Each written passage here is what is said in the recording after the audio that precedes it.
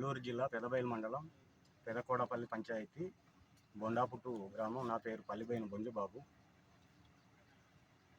స్వతంత్రం వచ్చి 79 సంవత్సరాలు అయినప్పటికీ ఈ మారుమూల గ్రామాలు అలాగనే అభివృద్ధికి ఆమడ దూరంలో అలాగే ఉన్నది.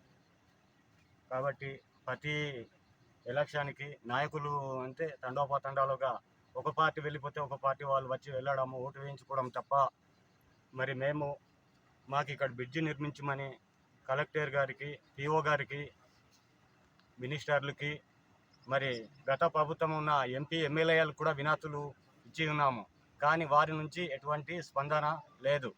మరి గిరిజన నాయకులు, ఎంపీలు, ఎమ్మెల్యేలు అయినప్పటికీ కనీసము గిరిజనుల అభివృద్ధి కోసం కనీసం పట్టించుకోవడం చాలా బాధాకరం. కాబట్టి ఇలాంటి ఎప్పుడైనా ఈ మార్గంన అత్యవసర ప్రయాణించేటప్పుడు మరి ఈ గడ్డకి దిగి చాలామంది ప్రాణాలు కోల్పోవడం జరిగింది.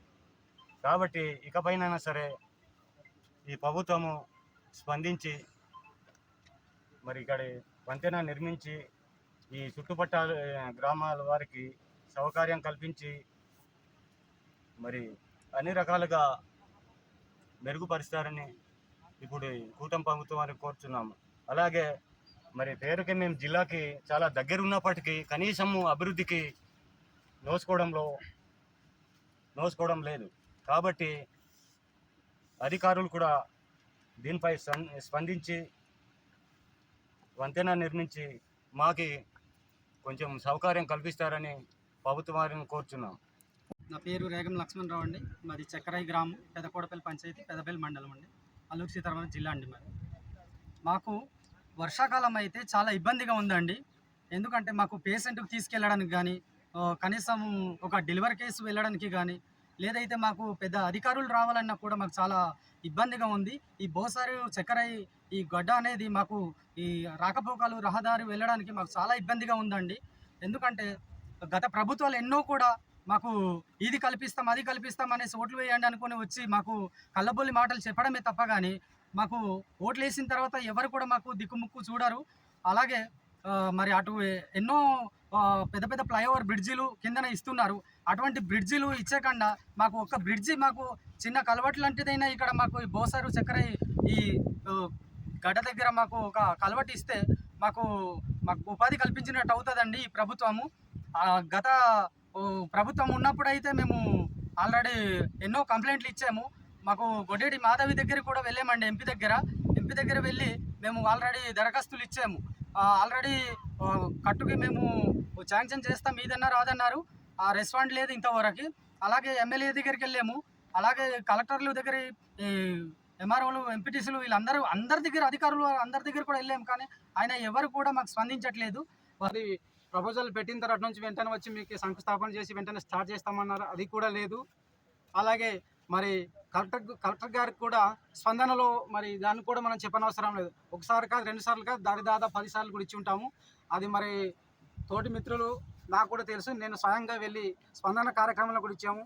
అలాగే మరి కూటమి ప్రభుత్వం వచ్చి డిప్యూటీ సీఎం గారు మరి డుమ్రిగూడ మండలం కొర్రాయి అనుకుంటున్న గ్రామంలో అప్పుడు పర్యటనకు వచ్చినప్పుడు కూడా డిప్యూటీ సీఎం గారికి ఈ బ్రిడ్జి వినతి పత్రం కూడా ఇవ్వడం జరిగింది. ఆయన కూడా మన రేగ మత్స్యలింగం అరకు ఎమ్మెల్యే గారి చేతుల మీదుగా వినతి పత్రం ఇవ్వడం జరిగింది. అయితే డిప్యూటీ సీఎం గారు మరి చేస్తాము ఈ వెంటనే సానుకూలం కూడా స్పందించడం జరిగింది.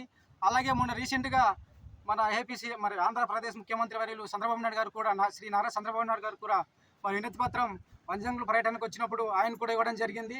మరి అయినా సరే ఈ కూటమి ప్రభుత్వం మాకు దీన్ని దృష్టిలో పెట్టుకొని మాకు వెంటనే స్పందించి ఈ యొక్క మాకు వంతెనలకి తీసుకెళ్ళాలంటే మాకు చుట్టుపక్కల అంతా గడ్డవి సార్.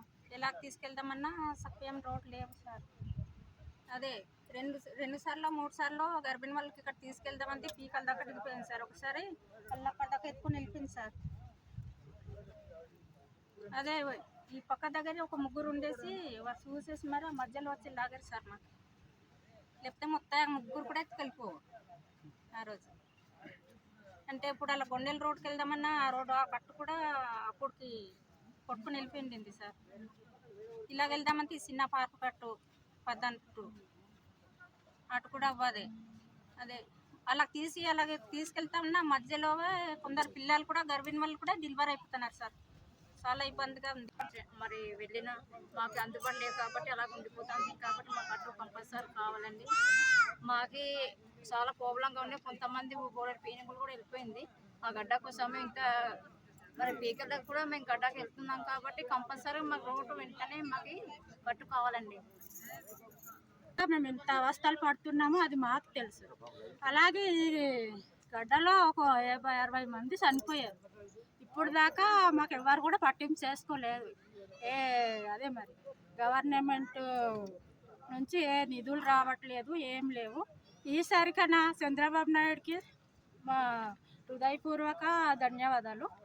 ఈసారికైనా మాకు కట్టిస్తారని చాలా కోరుకుంటున్నాం సార్. ఇప్పటికైనా పవన్ వస్తుంది కాబట్టి చాలా ఇబ్బందిగా ఉంది. అలాగే మా ఆడతల్లులకు అయితే గర్భిణీ స్త్రీలు కానీ మరి ప్రతి ఒక్క ఏదో ఒక పేషెంట్ జ్వరం వచ్చినా కానీ ఇలాగే రావాల్సి వచ్చినప్పుడు కానీ చాలా ఇబ్బందితో మేము వంతెన దాటి హాస్పిటల్స్కి వెళ్తున్నాము. మరియు అలాగే ఏదైనా మార్కెట్కి తీసుకెళ్ళాలన్నా పిప్పళ్ళు కానీ మరి పసుపులు కానీ పండించే ప్రతి వస్తువు కూడా మార్కెట్కి తీసుకెళ్ళాలైనా కరెక్ట్ టైంకి మేము తీసుకెళ్ళలేకపోతున్నాము. కరెక్ట్ ధరకు మేము అమ్మలేకపోతున్నాము. చాలా ఇబ్బందిగా ఉంది. అందుకని డిప్యూటీ సీఎం పవన్ కళ్యాణ్ గారికి, ముఖ్యమంత్రి చంద్రబాబు నాయుడుకి నా యొక్క ధన్యవాదాలు. మా విషయాన్ని మీరు గమనించి మాకు చక్రాయి బోసరి నేరుడు వలస బ్రిడ్జి నిర్మించగలరని కోరి ప్రార్థిస్తున్నాను. నమస్కారం. మరి మేము ఈ చుట్టుపక్కల 3 మండలాలు కలిసి ఉన్నాయి సార్. మరి మేము ఎలాగెళ్ళాలని భూసార్ రోడ్ దిగి వెళ్ళాలి. అందుకని మాకు చాలా ఇబ్బందిగా ఉంది. ఎలాగైనా